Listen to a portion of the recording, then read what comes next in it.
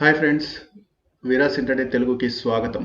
So bank Nifty ఈరోజు పాజిటివ్గా close అయ్యాయి. సో మనం ఇక్కడ ఒకటి చూసుకున్నామంటే ఒక ట్రెండ్ లైన్ ఫామ్ అవుతుంది. బ్యాంక్ నిఫ్టీలో నీట్గా ఒక ట్రెండ్ లైన్ అయితే ఫామ్ అవుతుంది. సో ఇక్కడ వచ్చేసేసి ఈ ట్రెండ్ లైన్ బ్రేక్ చేయనంత వరకు అంటే 35,370 ఆర్ 350 క్రాస్ చేయనంత వరకు కూడా మనం పాజిటివ్ సైడ్ ఉండొచ్చు. సో రేపు పొద్దున ఫ్లాట్గా ఓపెన్ అయ్యి కింద 35,370 ఆర్ 350 అనుకోండి, రఫ్గా 350 అది క్రాస్ చేయనంత వరకు మనకేం ప్రాబ్లం లేదు. ఫ్లాట్గా ఓపెన్ అయ్యి దాన్ని క్రాస్ చేసింది అంటే డౌన్ సైడ్ కొంచెం చూసుకోండి ప్రైస్ యాక్షన్. సో పైకి వెళ్లకుండా కిందికి రావడం కానీ లోయర్ లోస్ చేయడం కానీ అది బ్రేక్ చేసిన తర్వాత వెంటనే పొజిషన్ తీసుకున్నా కానీ ప్రాబ్లం లేదు. ఎందుకంటే మనకి నెక్స్ట్ వచ్చేసేసి అది నెక్స్ట్ సపోర్ట్ వచ్చి 35,200 దగ్గర ఉంది ఫ్లాట్గా ఓపెన్ అయిపోయి డౌన్ అయితే. సో ఇక్కడ వచ్చేసేసి ఈ సపోర్ట్ బ్రేక్ చేయడం పెద్ద విషయం కాదండి. 35,200 కూడా ఈజీగా బ్రేక్ చేసే ఛాన్సెస్ ఉన్నాయి. మేజర్ సపోర్ట్ వచ్చేసేసి మీకు 35,000 అండి.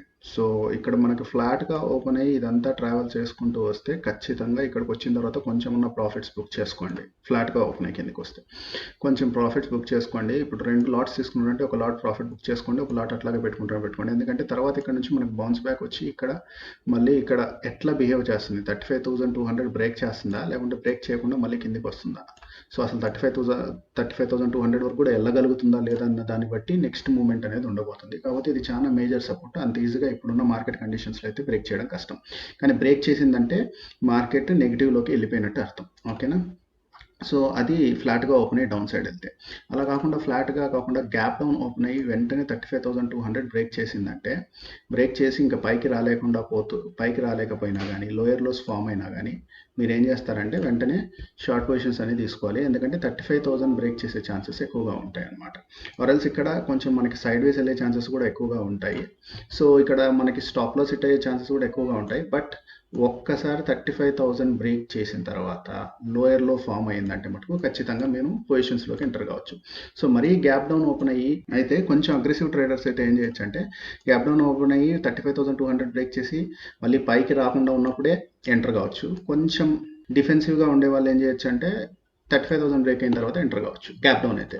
అట్లా కాకుండా మనకి ఫ్లాట్గా ఓపెన్ అయ్యి పైకి వెళ్ళింది అనుకోండి, సో ఫస్ట్ థింగ్ వచ్చి 35,500 క్రాస్ చేసిన వెంటనే మనం ఏం చేయొచ్చు అంటే ఇక్కడ కిందికి రాకుండా ఇలా ఫ్లాట్గా ట్రేడ్ అయినా కానీ ఆర్ఎల్స్ ఇక్కడ వెళ్ళి హయ్యర్ హైస్ ఫామ్ చేసినా కానీ మనం ఏం చేస్తామంటే ఇక్కడ పొజిషన్స్ అనేవి తీసుకుంటాం.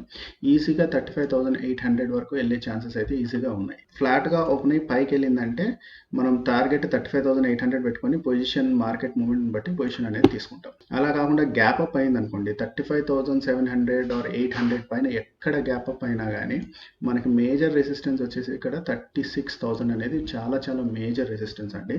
సో ఇప్పుడు 35,800 పైన కానీ 700 పైన కానీ ఎక్కడ ఓపెన్ అయినా కానీ ప్రైస్ యాక్షన్ చూడండి కొంతసేపు. సో ఎక్కడైతే అది సపోర్ట్ తీసుకొని పైకి వెళ్తుందో అక్కడ మీరు ఆ పొజిషన్స్ అనేవి బై పొజిషన్స్ అనేవి తీసుకోండి. ఓకే, డైరెక్ట్గా పొజిషన్స్ తీసుకునే కంటే కూడా. ఆర్ఎల్స్ అక్కడ ఓపెన్ అయ్యి ఇలా కిందికి వచ్చి ఇలా హైయర్ హై చేస్తుంటే కూడా మనకి ఏంటంటే ఇక్కడ కిందికి వచ్చింది కానీ కింద ఏంటంటే సెల్లర్ సక్సెస్ కాలేకపోయారు. సో పైకి వెళ్ళినప్పుడు మనం ఇక్కడ పొజిషన్ తీసుకోవచ్చు అనమాట. కానీ 36,000 దగ్గర మళ్ళీ మనకి మేజర్ రెసిస్టెన్స్ ఉంది. దీన్ని బ్రేక్ చేస్తుందా లేదా అనేది ఇక్కడ ప్రాఫిట్ బుక్ చేసుకోవాలా లేదా అనేది మీరు జాగ్రత్తగా ట్రైలింగ్ స్టాప్ లాస్ పెట్టుకొని జాగ్రత్తగా ఉండండి గ్యాప్ అప్ అయితే ఎస్పెషల్లీ. ఇంకా నిఫ్టీలోకి వెళ్ళి చూసామంటే మనము, సో నిఫ్టీ కూడా మనకి ఒక విధమైన ట్రెండ్ లైన్ ఫామ్ అయింది. బట్ బ్యాంక్ నిఫ్టీతో కంపేర్ చేస్తే కొంచెం డల్గా ఉంది. ఇక్కడ వచ్చేసేసి మేజర్ మనకి రెసిస్టెన్స్ జోన్ వచ్చేసేసి ఫ్లాట్గా ఓపెన్ అయినా కానీ మనకి 16,300 బ్రేక్ చేసేంత వరకు వెయిట్ చేయండి. 16,300 బ్రేక్ చేసిన తర్వాత హైయర్ హైస్ చేసినా కానీ ఎంటర్ అయిపోతాము, లేకుంటే ఇక్కడిక్కడే టైం స్పెండ్ చేసినా కానీ మనం ఎంటర్ అయిపోతాం స్ట్రిక్ట్ స్టాప్ లాస్ పెట్టుకొని. నెక్స్ట్ మనకు వచ్చేసేసి 16,400 అండ్ 16,500 మేజర్ రెసిస్టెన్స్ అండి దీనికి. సో అంతవరకు వెళ్ళే ఛాన్సెస్ అయితే ఉంటాయి మనకి. అట్లా కాకుండా గ్యాప్ అప్ ఓపెనింగ్ అయ్యింది అనుకోండి ఎక్కడన్నా అంటే 16,400 ఆర్ అబోవ్ 16,350 నుంచి 400 అబోవ్ ఎక్కడైనా కానీ మనకి ప్రైస్ యాక్షన్ చూస్తాం. ఫస్ట్ ఎక్కడైనా సపోర్ట్ తీసుకొని మళ్ళీ పైకి వెళ్తే మనం ఒక ట్రెండ్ లైన్ గీసేసుకొని దాని ప్రకారంగా మనం ఎంట్రీ అనేది తీసుకుంటాం గ్యాప్ అప్ అయితే. అట్లా కాకుండా ఫ్లాట్గా ఓపెన్ అయిన తర్వాత మనకి ఇక్కడ బ్రేక్ చేసింది అనుకుందాం. ఈ రేంజ్లో బ్రేక్ చేస్తే మనకు అరౌండ్ ఎంత ఉంది అక్కడ ప్రైస్ చూస్తే 16,170 ఆర్ 150 కిందికి అది వచ్చింది అంటే ఫ్లాట్గా ఓపెన్ అయ్యి అప్పుడు మనం ఏం చేస్తామంటే షార్ట్ పొజిషన్స్ అనేవి తీసుకుంటాం. సో ఫస్ట్ సపోర్ట్ వచ్చి 16,100 ఉంది. సో దీన్ని ఈజీగానే బ్రేక్ చేయొచ్చు. సో మేజర్ సపోర్ట్ వచ్చేసేసి 16,000 ఉందన్నమాట. ఫ్లాట్గా ఓపెన్ అయ్యి 16,160 అట్లా బ్రేక్ చేసిన వెంటనే మనము షార్ట్ పొజిషన్స్ తీసుకొని ఇక్కడ 100 దగ్గర ప్రైస్ ఎట్లా బిహేవ్ చేస్తుంది, పైకి వచ్చి మళ్ళీ 160 150 బ్రేక్ చేస్తుందా లేదా అనే దాన్ని బట్టి మనం ట్రైలింగ్ స్టాప్ లాస్ తీసుకొని పొజిషన్లో హోల్డ్ చేయడం కానీ అలాగే కంటిన్యూ చేయడం కానీ చేస్తాం. ఎగ్జిట్ చేయడం కానీ చేస్తాం. అలా కాకుండా పూర్తిగా గ్యాప్ డౌన్ అయిపోయి 16,100 బ్రేక్ చేసింది అనుకోండి.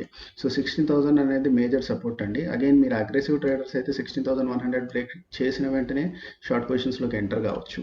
అట్లా కాకుండా కొంచెం మీరు డిఫెన్సివ్గా ప్లే చేయాలి అనుకుంటే 16,000 బ్రేక్ అయ్యి హయ్యర్ లోయర్స్ లోస్ చేయడం కానీ 16,000 బ్రేక్ అయిన వెంటనే కూడా పొజిషన్ తీసుకోవచ్చండి. షార్ట్ సైడ్ కొంచెం ఎర్లీగా తీసుకున్నా తప్పేం లేదండి పొజిషన్. ఓకేనా ఫ్రెండ్స్? సో ఇది ఇవాల్టి అనాలిసిస్. మళ్ళీ రేపటి అనాలిసిస్తో మళ్ళీ మీ ముందుంటాను. అంతవరకు సెలవు. బాయ్.